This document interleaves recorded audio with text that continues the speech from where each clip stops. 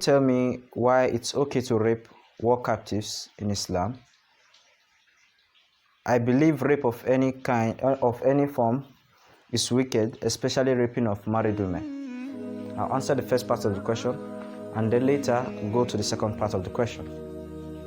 The question says, can you tell me why it's okay to rape war captives in Islam?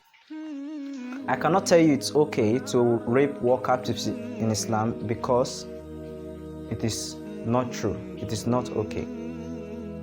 Islam, the Sharia, has several punishments for those who commit the crime of rape.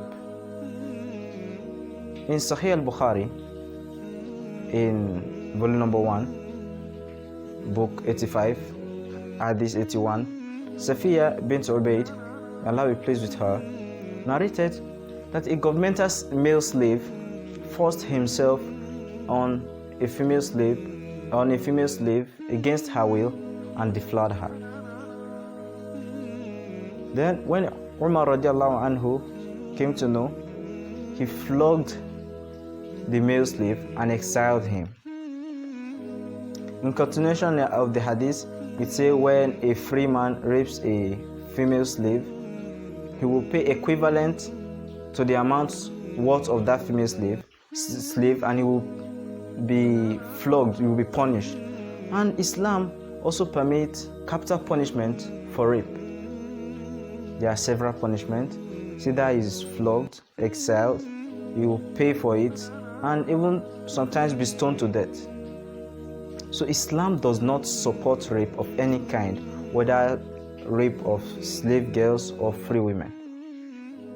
Coming to the second part of the question, it says, I believe rape of any kind is wicked, especially rape to women. Rape of any kind is wicked, whether it be women or single ladies. That is why Islam gave the solution.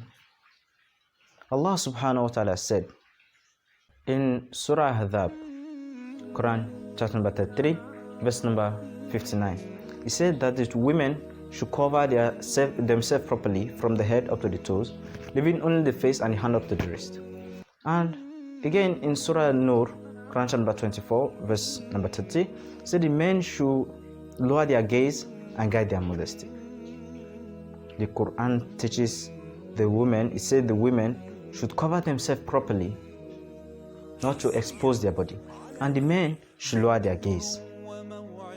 Let me give an example of two identical twin sisters who walking down the road, and the first one is putting on the Islamic hijab, covering herself from the head to the toes, leaving only the face and hand up to the wrist, and the second is dressing half naked, wearing the miniskirts or bomb shorts.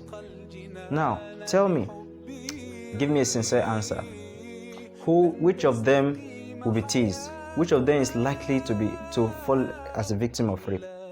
But naturally the one dressed half naked, because she has exposed her body and looks attractive in the eyes of people. And it does not stop there.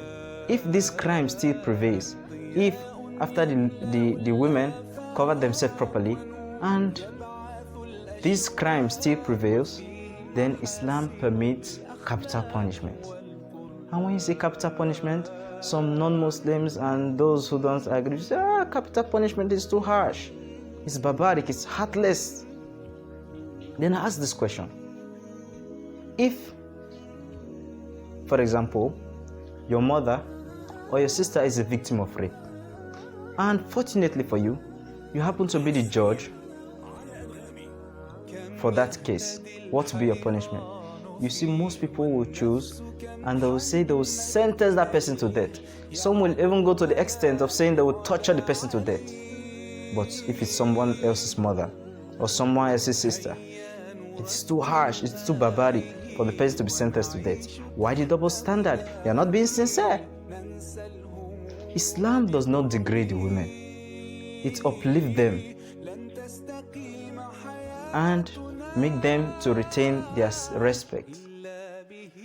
Therefore I say, Islam is the solution to the problem of humanity. Hope that answers the question.